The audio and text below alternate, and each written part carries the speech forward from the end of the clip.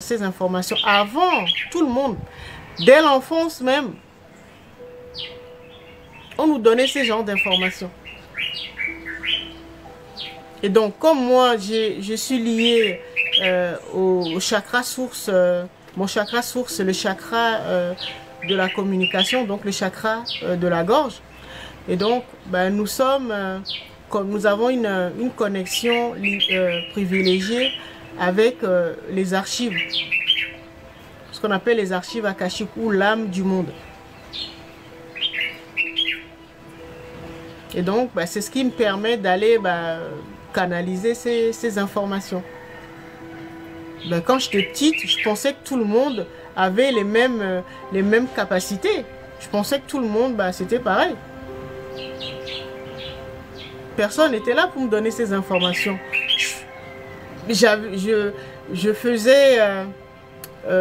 J'avais des visions prémonitoires, je canalisais des choses, je me connectais à certaines informations.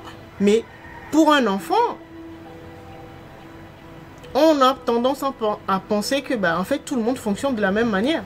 Parce que non, logiquement, c'est comme ça que tout le monde doit fonctionner. Je pensais que tout le monde avait accès aux archives. C'est après que j'ai compris qu'en fait, c'était en fonction de nos chakras sources. Donc, c'était les personnes qui avaient le chakra de la gorge, de la communication, qui est lié à l'âme.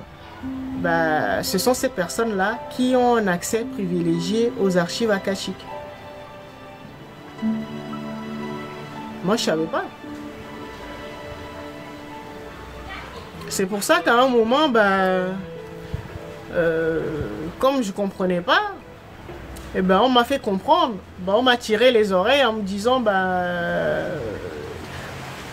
si tu as accès à ces informations, c'est pour que tu les partages. Non, mais moi, je ne savais pas. Moi, j'étais en train de faire ma vie, chercher l'argent, tout ça, là, comme tout le monde. Hein. Faire carrière et tout, voilà. Nous tous. Et puis là, on m'a laissé m'éclater. Et puis à un moment, on me dit, non, là, si on t'a doté de telle capacité, en l'occurrence, l'accès aux archives, c'est pour que tu partages ces informations. Et c'est là que la vie nous tire les oreilles. D'accord? Et c'est pour ça que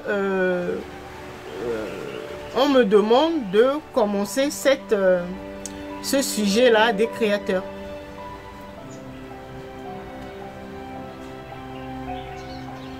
Comme ça, ça vous permet de connaître votre chakra source et de connaître le métier auquel vous êtes destiné. Comme ça, vous allez connaître votre mission.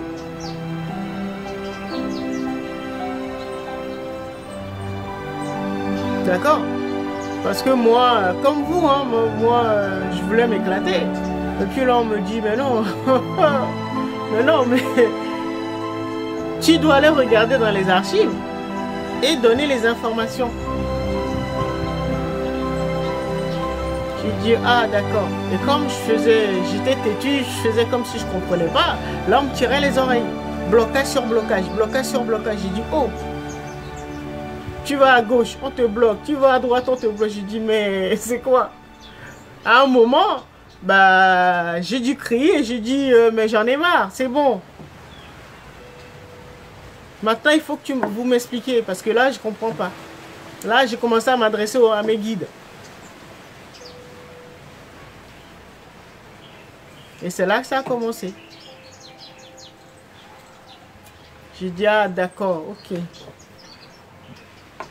C'est pour ça que je vous dis que si vous avez des blocages là, c'est parce que vous n'êtes pas sur votre route. Vous n'êtes pas sur votre chemin. L'âme nous a créés pour venir faire une expérience. Parce qu'elle a besoin de grandir, d'enrichir sa base de données. C'est pour ça qu'il y a plusieurs types d'âmes. Il y a des âmes plus jeunes. Ce qu'on appelle la sexualité sacrée, il y a plusieurs noms. Moi, je l'appelle la sexualité des dieux et des déesses. Chez les orientaux, on parlera de tantrisme.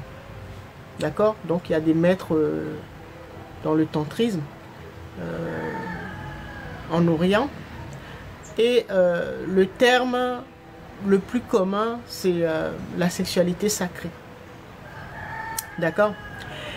Alors, ce que je pourrais dire, c'est que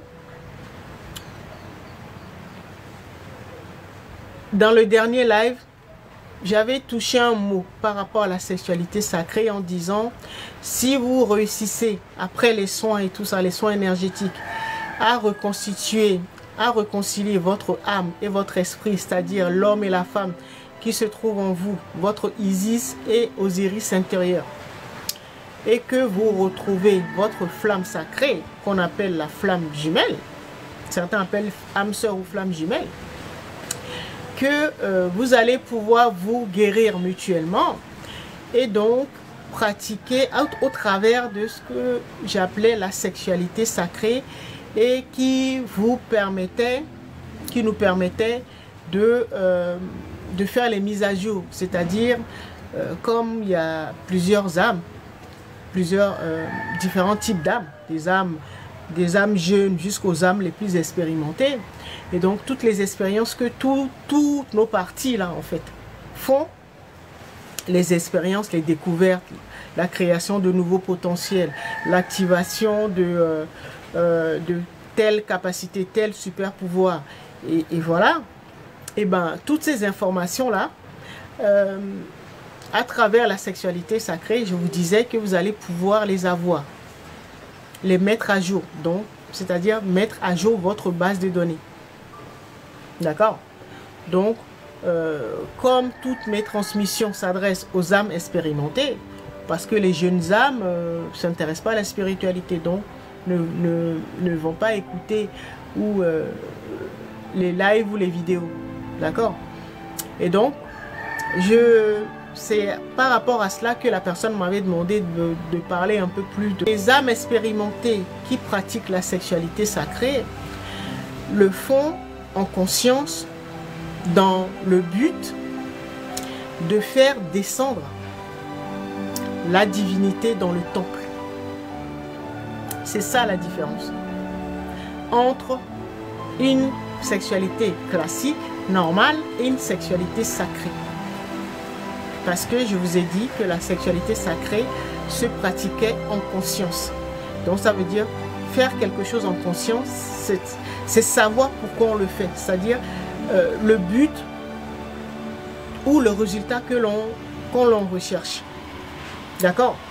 Donc, quand les âmes expérimentées en général, toutes leurs activités le font en conscience. Une âme expérimentée, quand elle fait la vaisselle, elle sait pourquoi elle fait la vaisselle. D'accord? Une âme expérimentée, quand elle fait le ménage ou fait la cuisine, c'est pourquoi elle fait la cuisine. Donc, fait tout en conscience. D'accord? Et donc, la sexualité également. D'accord? Et donc, je vous disais que la sexualité sacrée, le but, en fait, c'est de faire descendre la divinité, ou ce que les religions appellent Dieu, de faire descendre la divinité dans la matière. Donc, dans le temple. Et le temple, c'est la femme. D'accord? Donc, pour un couple qui pratique la sexualité sacrée en conscience, ce que va rechercher ce couple, c'est tout faire pour faire descendre la divinité dans le temple, c'est-à-dire dans la femme, pour pouvoir communier avec la divinité. La divinité, considérer la divinité comme ce que je pourrais dire la vibration primordiale. La vibration qui est à